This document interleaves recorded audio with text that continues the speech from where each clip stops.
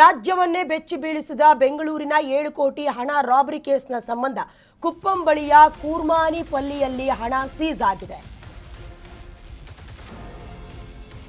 ಬೆಂಗಳೂರಿನಲ್ಲಿ ಸುಮಾರು 7 ಕೋಟಿ 11 ಲಕ್ಷದಷ್ಟು ಹಣ ರಾಬರಿ ಆಗಿತ್ತು. ಕೇಸ್ನ ಸಂಬಂಧ ಕುಪ್ಪಂ ಬಳಿಯ ಕೂರ್ಮಾನಿಪಲ್ಲಿಯಲ್ಲಿ ಹಣ ಸೀಸ್ ಮಾಡಲಾಗಿದೆ. ಆಂಧ್ರ ಪ್ರದೇಶದ ಚಿತ್ತೂರಿನ ಕುಪ್ಪಂ ತಾಲೂಕಿನ ಗ್ರಾಮ ಅದು. 5.5 ಕೋಟಿ ಹಣವನ್ನ ಪೊಲೀಸರಿಗಾಗಲೇ ವಶಕ್ಕೆ ಪಡ್ಕೊಂಡಿದ್ದಾರೆ. ನವೀನ್ ಎಂಬ ಯುವಕನ ಮನೆಯಲ್ಲಿ ಹಣವನ್ನು ಸೀಸ್ ಮಾಡಲಾಗಿದೆ. ಇನ್ನುಳಿದ 1 ಕೋಟಿ 60 ಲಕ್ಷದ ಬೆನ್ನು ಬಿದ್ದಿದ್ದಾರೆ ಖಾಕಿ ಪಡೆ. ಯುವಕನನ್ನ ವಶಕ್ಕೆ ಪಡೆದು ಬೆಂಗಳೂರಿಗೆ ರವಾನಿಸಲಾಗಿದೆ. ಎಲ್ಲವೂ ಕೂಡ ಇಂಟರ್ಲಿಂಕ್ ಪಕ್ಕಾ ಪ್ಲಾನ್ ಅನ್ನೋದು ಗೊತ್ತಾಗ್ತಾ ಇದೆ. ಇನ್ನು ಈ ಬಹುದೊಡ್ಡ ಹಾಡ ಹಗಲೇ ನಡೆದಿದ್ದಂತಹ ವಂಚನೆ ಅಥವಾ ಹಣದ ಹಗರಣದ ಸಂಬಂಧ ಈಗಾಗಲೇ ಬೆಂಗಳೂರಿನ ಆಸುಪಾಸಿನಲ್ಲಿದ್ದವರು ಜೊತೆಗೆ ಸಿಎಂಎಸ್ನ ಮಾಜಿ ಸಿಬ್ಬಂದಿ ವರ್ಗ ಹಾಗೆ ಒಬ್ಬ ಕಾನ್ಸ್ಟೇಬಲ್ ಕೂಡ ಭಾಗಿಯಾಗಿದ್ದ ಅನ್ನುವ ಖಚಿತ ಮಾಹಿತಿಯ ಜೊತೆಗೆ ವಿಚಾರಣೆಗೂ ಕೂಡ ಒಳಪಡಿಸಲಾಗಿದೆ. ಜೊತೆಗೆ ಅಲ್ಲಿದ್ದಂತಹ DVR ಅಂದರೆ ರೆಕಾರ್ಡಿಂಗ್ ಆಗಿರುತ್ತಲ್ಲ, ಯಾರು ಬಂದಿರ್ತಾರೆ RBIನ ರೀತಿಯಲ್ಲಿ ಯಾರು ವೇಷಧಾರಿಯಾಗಿ ಬಂದಿರ್ತಾರೆ ಎಲ್ಲವನ್ನ ಆ ರೆಕಾರ್ಡಿಂಗನ್ನೇ ಕಿತ್ಕೊಂಡು ಹೋಗಿದ್ರು. ಎಷ್ಟೆಲ್ಲ ಮಾಡಿದ್ರು ಪೊಲೀಸರಿಗೆ ಚಳ್ಳೆ ಹಣ್ಣು ತಿನ್ಸೋದಕ್ಕಾಗತ್ತಾ? ಬೆರಳಚ್ಚು ತಜ್ಞರು ಬಂದಿದ್ರು, ಕೆಲವೊಂದಷ್ಟು ಸೋಕೋ ಟೀಮ್, ಡಾಗ್ ಸ್ಕ್ವಾಡ್ ಎಲ್ಲವೂ ಬಂದು ಸದ್ಯದ ಮಟ್ಟಿಗೆ ಹೇಳಬೇಕು ಅಂದರೆ ಕೆಲವೇ ದಿನಗಳಲ್ಲಿ ಕಳೆದ 3-4 ದಿನಗಳ ಆಗಿದ್ದಂಥ ಪ್ರಕರಣ 24 ಗಂಟೆ ಒಳಗೆ ಚೇಸ್ ಮಾಡ್ಕೊಂಡು ಹೋಗಿ ಒಬ್ಬರನ್ನ ಅರೆಸ್ಟ್ ಮಾಡಿದ್ರು. ಸದ್ಯದ ಮಟ್ಟಿಗೆ 1 ಕೋಟಿ 60 ಲಕ್ಷದ ಬೆನ್ನು ಬಿದ್ದಿದ್ದಾರೆ ಖಾಕಿ ಪಡೆ.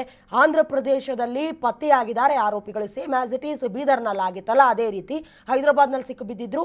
ಈಗ ಕೊಪ್ಪಂನ ಕೆಲ ಗ್ರಾಮಗಳಲ್ಲೂ ಕೂಡ ಅಲ್ಲಲ್ಲಿ ಪೆಟ್ಟಿಗೆ ಇದ್ದಿದ್ದು, ಈಗ ಹಣವನ್ನ ಕೂಡಿಟ್ಟಿದ್ದು ಕೂಡ ಗೊತ್ತಾಗಿದೆ.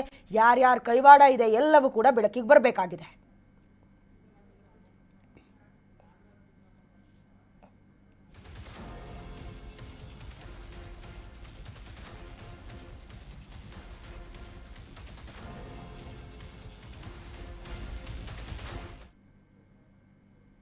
ಕುಪ್ಪಂನ ಕೂರ್ಮಾನಿಪಲ್ಲಿಯಲ್ಲಿ ಖಾಕಿ ಪಡೆ ಪರಿಶೀಲನೆ ನಡೆಸ್ತಾ ಇದೆ. ಅನುಮಾನಾಸ್ಪದ ವ್ಯಕ್ತಿಗಳು CCTVಗಳನ್ನ ಚೆಕ್ ಮಾಡ್ತಿದ್ದಾರೆ.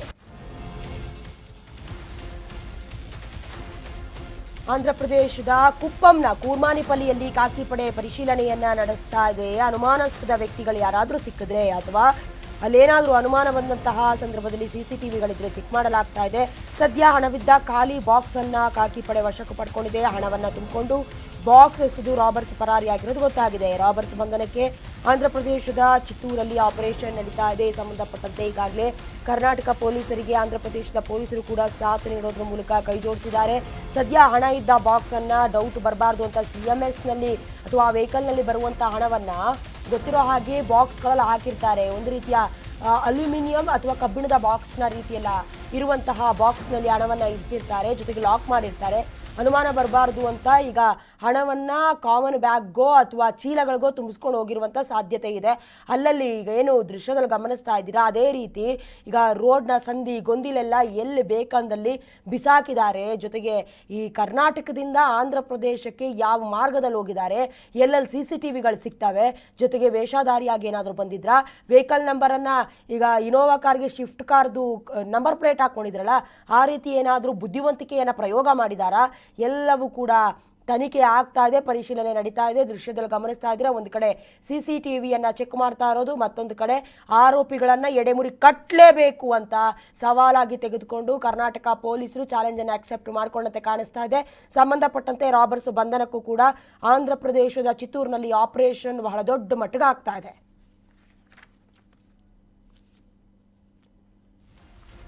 ಇನ್ನು ರಾಜ್ಯವನ್ನೇ ಬೆಚ್ಚಿ ಬೀಳಿಸಿದಂತಹ ಕೇಸ್. ಯಾಕಂತ ಹೇಳಿದ್ರೆ ಕಂಪ್ಯಾರಿಟಿವ್ಲಿ ಇಷ್ಟು ವರ್ಷಗಳಲ್ಲಿ ಹಾಡ ಹಗಲೇ 7 ಕೋಟಿ ರೂಪಾಯಿಯನ್ನು ಯಾವತ್ತೂ ಕೂಡ ದರೋಡೆ ಮಾಡಿರಲಿಲ್ಲ.